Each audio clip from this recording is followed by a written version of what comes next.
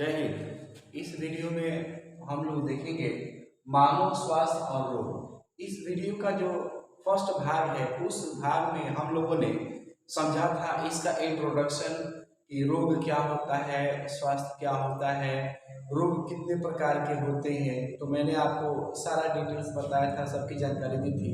आज हम लोग इसको एकदम विस्तृत ढंग से देखने वाले हैं। तो सबसे पहले हम लोग देखेंगे हैजा हैजा बीमारी, जिसको हम लोग बोलते हैं कॉलेरा। यह एक तरह का सामूहिक बीमारी होता है, पूरे समूह में होता है, ठीक है। और इस बीमारी का जो कारण होता है वो होता है जीवाणु, और विवीरियो नामक जीवाणु से यह बीमारी होती है। किस जीवाणु से होती है? विवीरियो नामक जीवाणु से यह बीमारी होती है। इस बीमारी में होता क्या है कि जब कोई व्यक्ति दूषित पानी या दूषित भोजन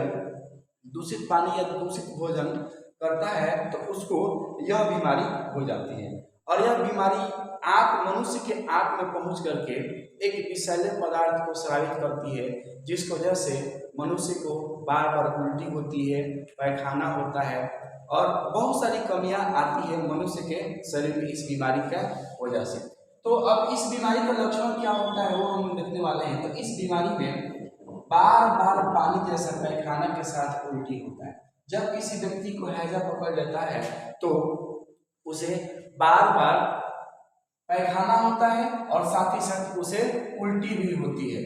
अगला लक्षण होता है कि मनुष्य कमजोरी एवं बेचैनी महसूस करता है। जो मनुष्य होता है उसका शरीर कमजोर हो जाता है और उसे बेचैनी महसूस होती है। इस बीमारी की वजह से आंखों का अंदर की ओर धंस जाना, जो आंखें होती हैं वो आंख एकदम अंदर की ओर धंस जाती है, आदमी कमजोर हो जाता है, वो चल नहीं पाता है। अगर उसको हैजा हो जाता है तो उसे कहा जाता है कि सीढ़ी पे चढ़ना है तो सीढ़ी पर नहीं चढ़ पाता है, कोई सामान ढोना होता है तो सामान नहीं ढो पाता है, उसके शरीर में बिल्कुल जान ही नहीं होता है, एकदम बिल्कुल कमजोर हो जाता है वो व्यक्ति, जिसको ये हैजा बीमारी पकड़ लेती है।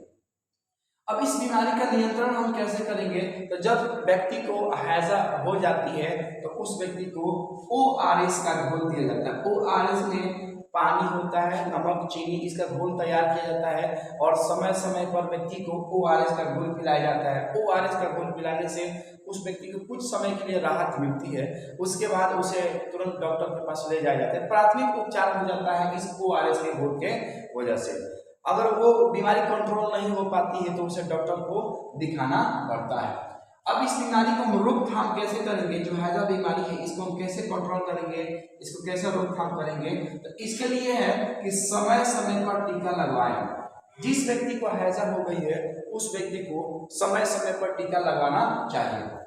जहां पर हैजा फैला हुआ है, जैसे मान लीजिए किसी गांव में हैजा फैला हुआ है, किसी मोहल्ले में हैजा फैला हुआ है, किसी शहर में हैजा फैला हुआ है, तो उस गांव मोहल्ले में न जाए, उस जगह पर जाने से बचें। पीने के पानी को उबाल कर, ठंडा कर एवं छान कर पीना चाहिए। जो पानी होता है ना, कहा जाता है कि पानी से 80% तक बीमारी दूर हो जाती है। अगर आप स्वच्छ पानी पीजिएगा, साफ सुथरा पानी पीजिएगा तो आपको किसी तरह की बीमारी जल्दी नहीं हो पाएगी। तो आपका जो पानी होना चाहिए एकदम स्वच्छ होना चाहिए, कीटाणु रहित होना चाहिए, उसमें किसी तरह के जर्म्स नहीं होना चाहिए। तो अगर आपके घर RO है तो RO का पानी पी सकते हैं, और नहीं तो सबसे अच्छा है कि आप पानी को हैंडपंप से निकालें, उसको उबाल दें, उबाल करके उसे ठंडा करें, ठंडा करके उसे छान लें, उसके बाद उस पानी का सेवन करें तो उस पानी से आपको किसी तरह की बीमारी नहीं होगी। जो भोज्य पदार्थ होती है, यानी जो खाने वाले पदार्थ होती है, उसको हमेशा ढक करके रखना चाहिए। ऐसे जो भी विद्यार्थी होते हैं या बहुत सारे ऐसे लोग होते हैं जो बाजार की चीज़ों को खाना बहुत ज़्यादा पसंद करते हैं। बाजार की चीज़ें जैसे कि पकौड़ी हो गया,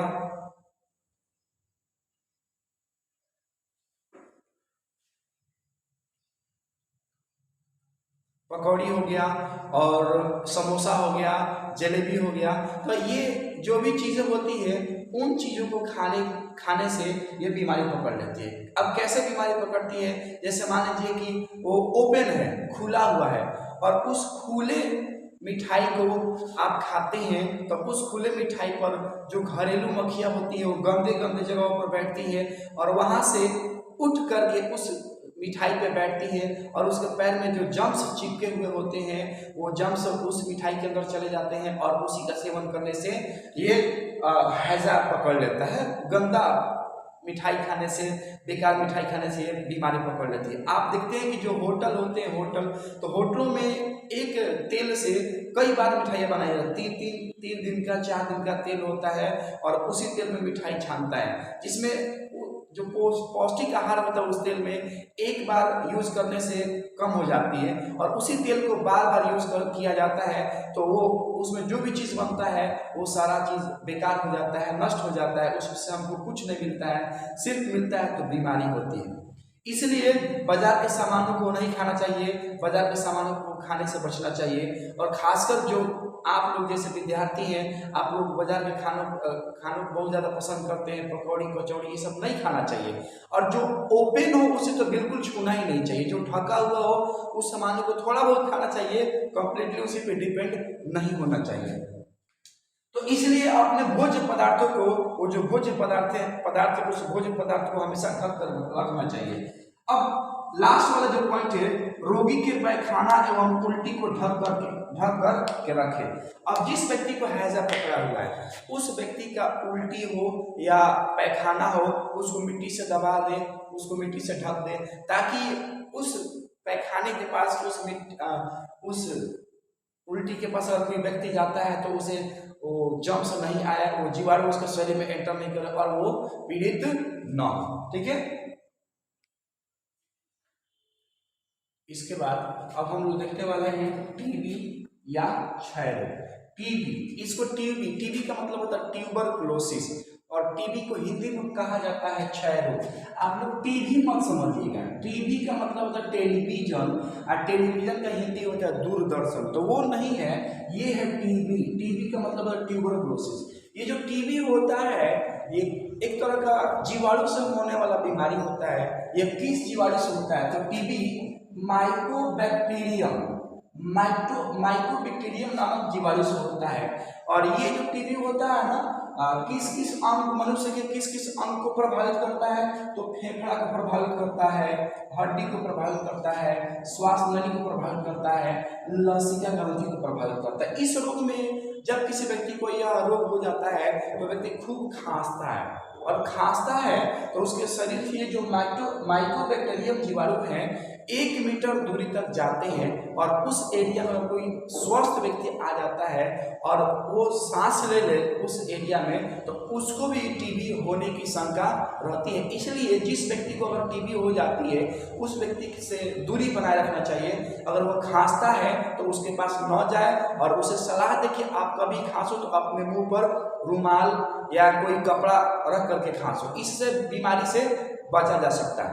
ठीक है, अब देखिए इस बीमारी का लक्षण क्या होता है? तो इस बीमारी का लक्षण होता है कि रोगी को बुखार आती है, बार बार रोगी को बुखार आता रहता है। जिस व्यक्ति को टीबी हो गया रहता है उसको बार बार बुखार आती रहती है, बुखार आएगी ठीक हो जाती है, फिर आएगी फिर ठीक हो जाती है। रात में शरीर से पसीना निकलना, जब व्यक्ति को टीबी हो जाती है तो रात में बहुत अधिक मात्रा में शरीर से पसीना निकलता है।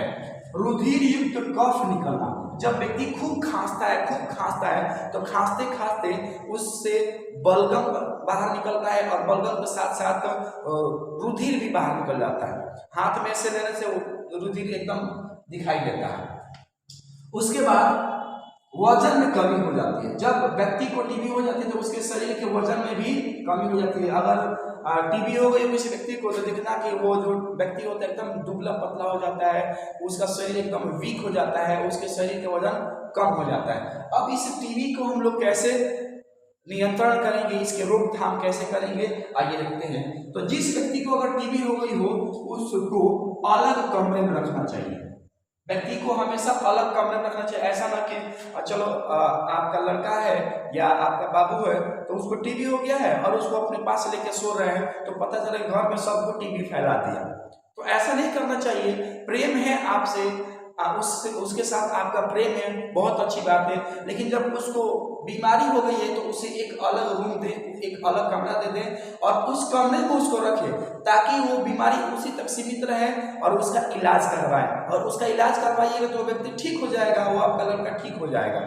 लेकिन अगर आप उसे एकदम अपने पास रखिएगा, खांसेगा, आपको भी बीमारी हो जाएगी। इसलिए ऐसे कंडीशन में उस बच्चा को या उस व्यक्ति को अलग कमरा दे देना चाहिए, उस कमरे में उसे रखना चाहिए।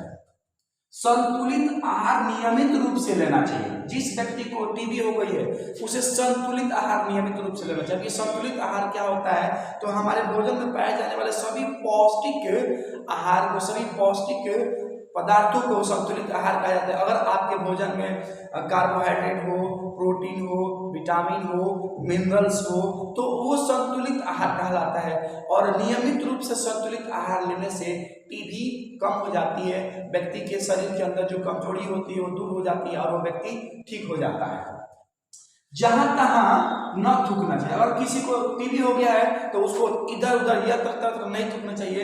थूकने से क्या होता है, ये जो माइकोबैक्टीरियम जीवाणु होते हैं उसके थूक से बाहर निकलते हैं और उसके थूक पर अगर कोई व्यक्ति हाथ रख दे और वो अपने हाथ को अपने कान में, नाक, मुंह में डाल ले तो माइकोबैक्टीरियम उसके शरीर के अंदर चले जाते हैं और बहुत ही जल्दी अपनी संख्या को बढ़ा लेते हैं। और लास्ट क्या होता है कि उसका जो फेफड़ा होता है वो ग्रसित हो जाता है, उसका हड्डी ग्रसित हो जाता है, श्वास नली ग्रसित हो जाता है, उसकी लसिया ग्रसित हो जाती है और वह भी व्यक्ति टीबी से ग्रसित हो जाता है, उस व्यक्ति को भी टीबी पकड़ लेता है। इसलिए जहां तहां थूकने से बचना चाहिए।